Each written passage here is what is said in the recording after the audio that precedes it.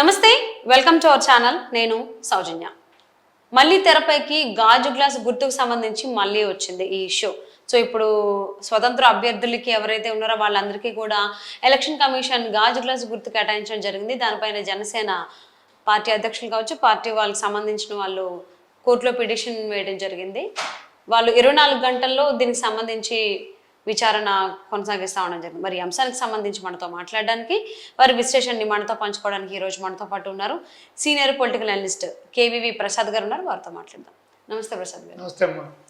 అంటే మొదటి నుంచి కూడా ఈ గాజు గ్లాస్ గుర్తు ఏదైతే ఉందో దాని నుంచి చాలా ఇష్యూస్ కానీ వింటూనే ఉన్నాము.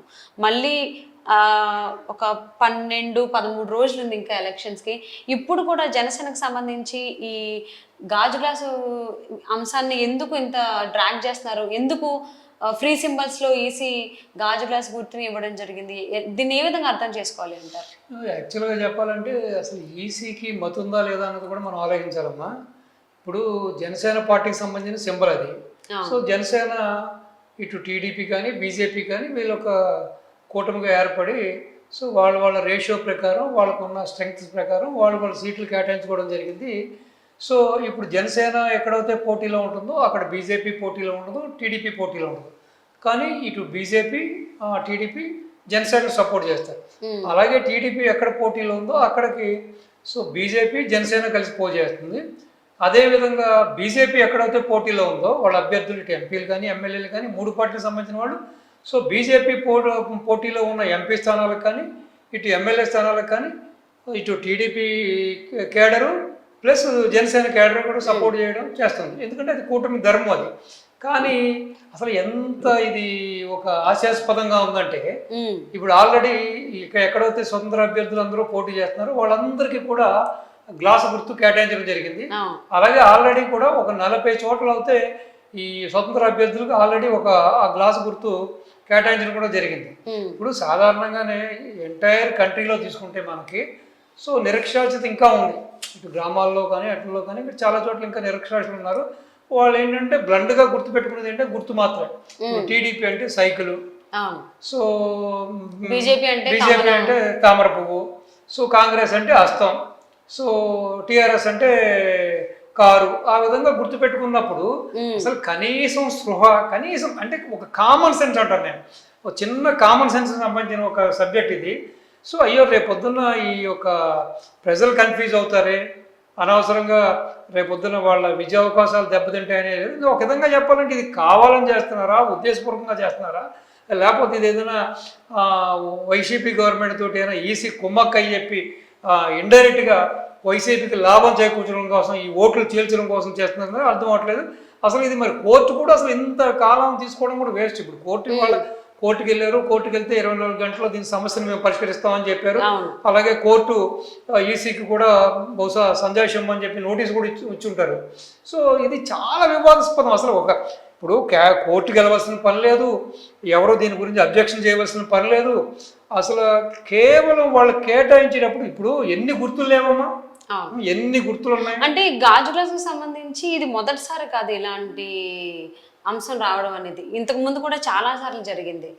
ఇంతకు ముందు కూడా అంటే ఖచ్చితంగా అంటే దీని వెనకాల మీరు అన్నట్టు వైసీపీ వాళ్ళు ఏమన్నా ఈసీతో కుమ్మక్కయ్యి ఇలాంటి చర్యలకు పాల్పడుతుందని చెప్పని అనుకోవచ్చు అంటారు. ఎందుకంటే చాలా మంది కూడా అదే భావిస్తున్నారు. అంటే ఒకసారి అంటే అనుకోవచ్చు కదా, చాలా సార్లు ఇదే రిపీట్ అవుతుంది. ఇదే రిపీట్ అవుతుంది. రెండోది ఏంటంటే ఇప్పుడు అంత క్లీన్గా ఇప్పుడు చూడండి, ఆ గ్లాస్ చూసారంటే స్వతంత్ర అభ్యర్థికి ఇచ్చిన గ్లాసు ఇటు జనసేనకి ఇచ్చిన గ్లాసు డిట్టో ఒకేలా ఉన్నాయి.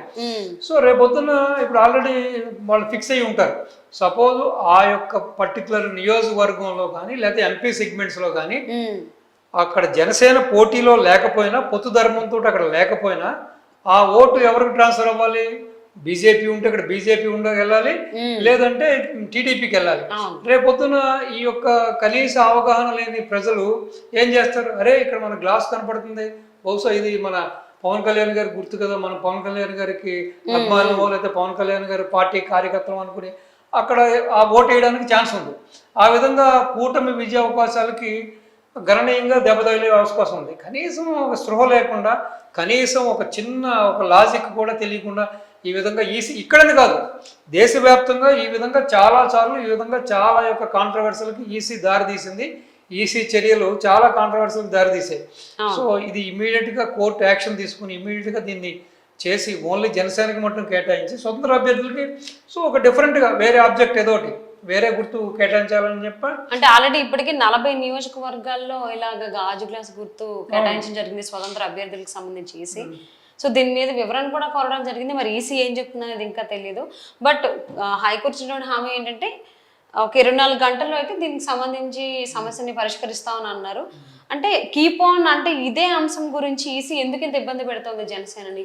ఏదైనా దురుద్దేశం ఉందని అనుకోవాలా, లేకపోతే ఏ విధంగా అర్థం చేసుకోవాలి? మరి ఈ విధంగా చేస్తున్నప్పుడు నిజంగానే మనం ఇప్పుడు వాళ్ళు నిజంగా తెలిసి చేశారా, తెలియక చేశారా, అవగాహన ఉండి చేశారా, అవగాహనలకు చేశారని కానీ బట్ ఇంత పెద్ద వ్యవస్థ, ఇంత చదువుకున్న వాళ్ళు ఈసీ అంటే ఒక ఎంటైర్ మొత్తం కంట్రీకి మేము పరిష్కరిస్తామని చెప్పారు.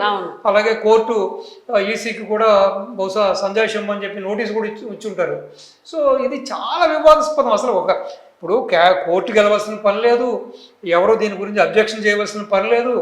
అసలు కేవలం వాళ్ళు కేటాయించేటప్పుడు ఇప్పుడు ఎన్ని గుర్తులు లేవమ్మా, ఎన్ని గుర్తులు ఉన్నాయి. అంటే గాజు గ్లాసుకు సంబంధించి ఇది మొదటిసారి కాదు ఇలాంటి అంశం రావడం అనేది, ఇంతకు ముందు కూడా చాలా సార్లు జరిగింది. ఇంతకు ముందు కూడా అంటే ఖచ్చితంగా అంటే దీని వెనకాల మీరు అన్నట్టు వైసీపీ వాళ్ళు ఏమన్నా ఈసీతో కుమ్మక్కయ్యి ఇలాంటి చర్యలకు పాల్పడుతుందని చెప్పని అనుకోవచ్చు అంటారు. ఎందుకంటే చాలా మంది కూడా అదే భావిస్తున్నారు. అంటే ఒకసారి అంటే అనుకోవచ్చు కదా, చాలా సార్లు ఇదే రిపీట్ అవుతుంది. ఇదే రిపీట్ అవుతుంది. రెండోది ఏంటంటే ఇప్పుడు డిట్టో ఒకేలా ఉన్నాయి. సో రేపొద్దున ఇప్పుడు ఆల్రెడీ వాళ్ళు ఫిక్స్ అయ్యి ఉంటారు. సపోజ్ ఆ యొక్క పర్టికులర్ నియోజకవర్గంలో కానీ లేకపోతే ఎంపీ సెగ్మెంట్స్ లో కానీ అక్కడ జనసేన పోటీలో లేకపోయినా, పొత్తు ధర్మంతో అక్కడ లేకపోయినా ఆ ఓటు ఎవరికి ట్రాన్స్ఫర్ అవ్వాలి? బీజేపీ ఉంటే ఇక్కడ బీజేపీ వెళ్ళాలి, లేదంటే టీడీపీకి వెళ్ళాలి. రేపొద్దున ఎలక్షన్, ఇటు ఎమ్మెల్యే ఎలక్షన్, ఎంపీ ఎలక్షన్ నిర్వహిస్తున్న ఒక పెద్ద స్వతంత్ర సంస్థ. సో కనీసం ఇది ఒక కామన్ సెన్స్ కి సంబంధించింది కదా.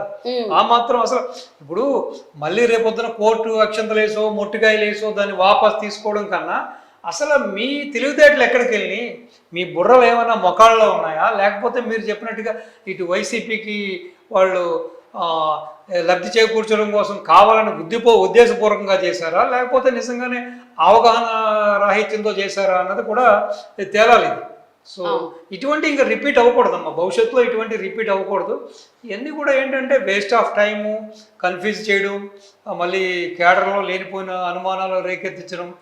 ఇప్పుడు మీకు ఓటర్స్ అందరూ కూడా కొంచెం కన్ఫ్యూజ్ అవుతారు కదా. సో ఇదే టాపిక్ ఇంతకు ముందు ఒక నెల 15 రోజులు 2 months బ్యాక్ కూడా సేమ్ ఇదే ఇష్యూ అయింది. సో ఫ్రీ సింబల్స్ లో ఈసీ ఈ గాజు గ్లాస్ గుర్తు ఉంచడం జరిగింది. దాని మీద అప్పుడు కూడా సేమ్ ఇలానే రిక్వెస్ట్ చేశారు, అప్పుడు ఓకే అన్నారు. బట్ మళ్ళీ మళ్ళీ ఫ్రీ సింబల్స్ ఇవ్వడం జరిగింది స్వతంత్ర అభ్యర్థులకి. చూద్దామండి, రేపటికి వాయిదా వేశారు కాబట్టి రేపటితో అయినా గాజు గ్లాస్ గుర్తు అనేది జనసేనకి కేటాయించబడుతుందని చెప్పి ఆశిద్దాం. Thank you so much KV. నమస్తే.